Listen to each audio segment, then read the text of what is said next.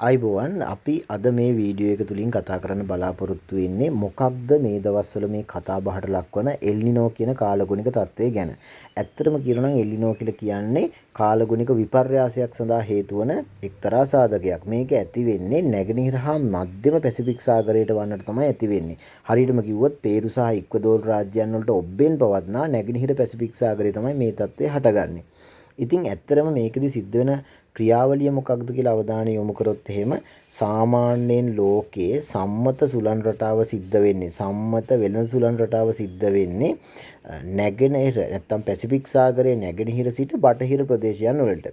ඒ කියන්නේ පේරු සහ ඉක්වදෝර් රාජ්‍යයන් වලට ඉදිරියෙන් තියෙන පැසිෆික් සාගරික ප්‍රදේශවල ඉඳන් ඔය ඕස්ට්‍රේලියාව ආසියාව කිට්ටු වෙන ඒ ප්‍රදේශ වලට තමයි මේ සුළං රටාව සිද්ධ වෙන්නේ. මේකට අපි සාමාන්‍ය වෙළඳ සුළං ක්‍රියාකාරීත්වය කියලා කියනවා. මේ වෙළඳ සුළං මගින් නැගෙනහිර පැසිෆික් සාගරයේ තියෙන උණුසුම් ජල ධාරාවන් බටහිර පැසිෆික් සාගරයේ ගමනාන්තයන් කරා රැගෙන එනවා. මේ රැගෙන ඒමත් එක්ක ඔවුන් අධික උෂ්ණත්වයක් රැගෙන ඒමත් එක්ක ඒ අවට ඒ ගමනාසන්න කලාපයන් වල පවතින තාපය වැඩි වෙලා ඒ ආසන්නයේ තියෙන ජල වාෂ්ප රත් වෙලා ඉහළ නැගලා ඝනීභවණය වෙලා ඒ තුලින් වර්ෂාපතනයක් ලැබෙනවා. දැන් ඔබට මේ වීඩියෝ ටිකක් ඉස්සරහට යනකොට බලා ගන්න පුළුවන් කොහොමද ඒ ඝනීභවණය වෙලා වර්ෂාපතනය ලැබෙන්නේ කියන ක්‍රියාවලිය. අර ජලයත් සමග ඒ හමාගෙන යන සුළං ධාරාවන් සමග ජල වාෂ්පත් අරන් ඇවිල්ලා ඒවා තමයි ඉහළ නැගලා අධික උෂ්ණත්වය නිසා වර්ෂාපතනය නිර්මාණය වෙන්නේ. එතකොට සාමාන්‍යයෙන් ඔය ආසියාතික ප්‍රදේශවලට අධික වර්ෂාපතනයක් තෙත සහිත කාලගුණික තත්ත්වයක් ඇති වෙන්න මෙන්න මේ සාමාන්‍ය ක්‍රියාකාරීත්වය හේතු වෙනවා. දැන් ඊළඟට බලමු මොකක්ද මේ එල්නිනෝ ක්‍රියාකාරීත්වය කියලා කියන්නේ. එල්නිනෝ ක්‍රියාකාරීත්වයත් එක්ක වෙන්නේ මේ සාමාන්‍ය සම්මත සුළං ක්‍රියාකාරීත්වය වෙනස් වීමට ලක් වෙන එක. ඒ කියන්නේ මෙච්චර කාලයක් පැසිෆික් සාගරයේ නැගෙනහිර සිට බටහිර දෙසට සිද්ධ වෙච්ච වෙළඳ සුළං ක්‍රියාකාරීත්වය අඩපණ වෙලා දුර්වල වෙලා ඒ ක්‍රියාකාරීත්වය අකර්මණ්‍ය වීමට ලක් වෙනවා. ඉතින් ඒකේ ප්‍රතිඵලයක් විදිහට නැගෙනහිර පැසිෆික් සාගරයේ ඉඳන් බටහිර පැසිෆික් සාගරයේ කරා සිද්ධ වෙච්ච සුළං ක්‍රියාකාරීත්වය සහ සාගර දියවැල් ගමන් කිරීම වෙනුවට බටහිර පැසිෆික් සාගරයේ සිට නැගෙනහිර පැසිෆික් සාගරයේ කරා උෂ්ණාධික ජල ධාරාවන් ගමන් කරනවා. ඉතින් මෙන්න මේකත් එක්ක අර උණුසුම් ජල ධාරාවන් වෙන්දා වගේ ආසියාතික ප්‍රදේශ වලට පැමිණීමක් සිද්ධ වෙන්නේ නැහැ. ඒ තියෙන උණුසුම් ජලය නැවත නැගෙනහිර පැසිෆික් සාගරය දෙසට රැගෙන යාමක් තමයි වෙන්නේ. මෙන්න මේකත් එක්ක වෙනදාට විශේෂයෙන් මෝසම වගේ දේවල් හරහා වර්ෂාපතනය ලැබිච්ච ආසියාතික ප්‍රදේශ වලට වර්ෂාපතනය විශාල වශයෙන් අඩු වෙනවා. දැන් ඔයගොල්ලෝ දන්නවා මේ ජූනි මාස කියන්නේ අධික වර්ෂාපතනයක් ආසියාතික ප්‍රදේශවලට මෝසම් ආසියාවට ලැබෙන ප්‍රදේශ. නමුත් මේකත් එක්ක මේ ලැබෙන වර්ෂාපතනය විශාල වශයෙන් අඩු වීමට ලක් වෙලා නියන් සහගත ජල හිඟයක් සහගත දේශගුණ තත්ත්වයක් තමයි නිර්මාණය වෙනවා කියලා මේ වෙනකොට පැහැදිලි වෙලා තියෙන්නේ.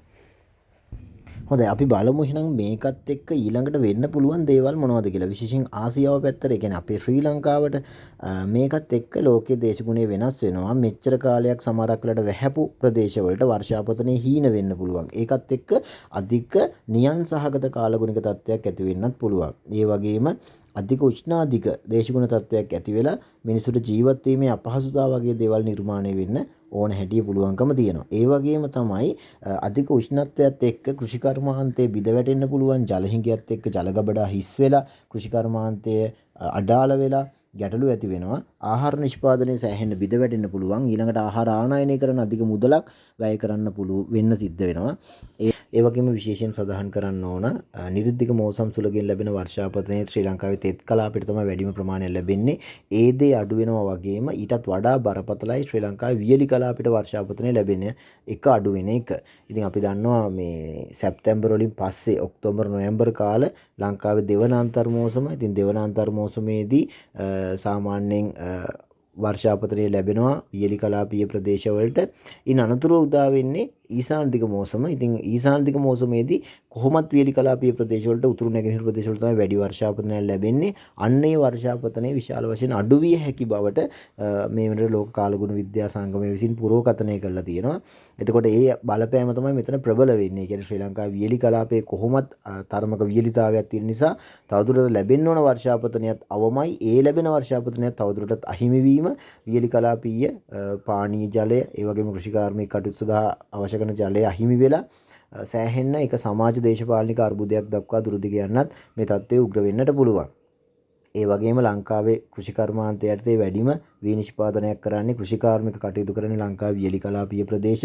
ඉතින් එම ප්‍රදේශවලට වර්ෂාපතනය අඩු වෙලා නියංකා සහගත කාලගුණික තත්ත්වයන් නිර්මාණය වෙනවත් එකම රටේ ආහාර නිෂ්පාදනය විශාල වශයෙන් බිඳ වැටෙන්නට පැහැදිලි ඉඩක් තියෙනවා. ඉතින් 25%කින් පමණ ආසන්න වශයෙන් ශ්‍රී ලංකාවේ ආහාර නිෂ්පාදනයේ බිඳ වැටෙයි කියලා විශ්වාස කරනවා. ඒකත් එක්ක ආහාර ද්‍රව්‍ය වල මිල ගණන් පවා ඉහළ යාමට ලක්විය හැකියි කියන එක මේ වෙන විට අවධානය යොමු කරන්න සිද්ධ වෙන කාරණාවක් අපිට.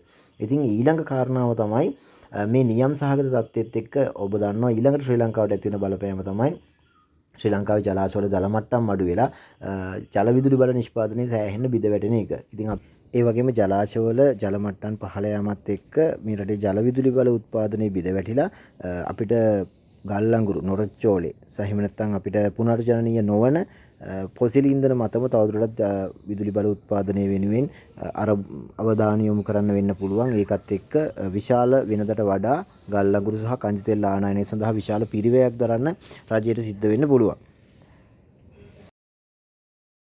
ඒ වගේම ආනයන සඳහා විශාල මුදලක් වැය කිරීමත් එක්ක ශ්‍රී ලංකාවේ භාණ්ඩ හා සේවාවල මිල ගණන් නැවත ඉහළ ගිහිල්ලා නැවත තෙල් අර්බුද වගේ දේවලුත් රට තුළ ඇති වෙන්න පුළුවන්. ඉතින් අපි ප්‍රාර්ථනා කරමු එසේ නොවේවා කියලා.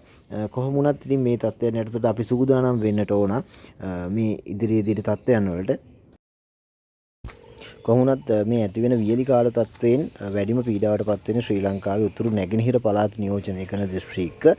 ඉතින් ඔවුන්ට මේ සඳහා විශේෂ වැඩපිළිවෙලක් අවශ්‍යයි.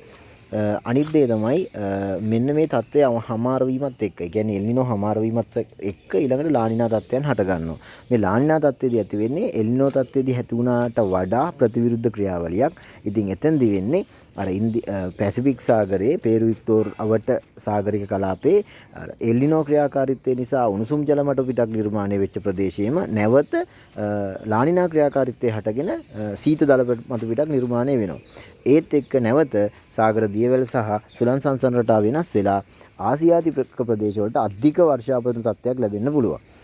ඉතින් ඒකත් එක්ක ශ්‍රී ලංකාවේ වෙනකොට ඒ කියන්නේ සාමාන්‍යයෙන් මාර්තු ජනවාරි පෙබරවාරි මාර්තු වගේ කාල වෙද්දී සාමාන්‍යයෙන් අපි දන්නවා ඊසාන දිග මෝසම් සුළං හරහා ලංකාවේ වියලි කලාපීය ප්‍රදේශවලට අධික වර්ෂාපතන ලැබෙන කාලේ ඒකත් එක්ක අධික වර්ෂාපතනය තත්ත්වයක් ලංකාවේ උතුරු නැගෙනහිර පළාත් වලට ලැබිලා නැවත ගම් වතුර තත්ත්වයන් ඇතිවීමේ හැකියාවක් තියෙනවා. සාමාන්‍යයෙන් භූගෝල විද්‍යාව හදාරන අපි දන්නවා ශ්‍රී ලංකාවට ওই වාසුලි වර්ෂාපතනය වගේ තත්ත්වයන් හටගන්නේ සාමාන්‍යයෙන් ඔය අන්තර්මෝසම් කාලෙදී ඊළඟට එන්නේ කාලෙ වෙනකොට දෙසැම්බර් වගේ වෙනකොට අධික ගම් වතුර තත්ත්වයන් හටගෙන වියලි කලාපීය ප්‍රදේශයන් වලට ඒ කියන්නේ අනුරාධපුර පොළොන්නරු අම්පාර ඒ ආදී ප්‍රදේශ වලට අධික වර්ෂාපතන තත්ත්වයක් ඇති වෙලා මේ තත්ත්වය උග්‍ර වීමේ හැකියාවක් තියෙනවා.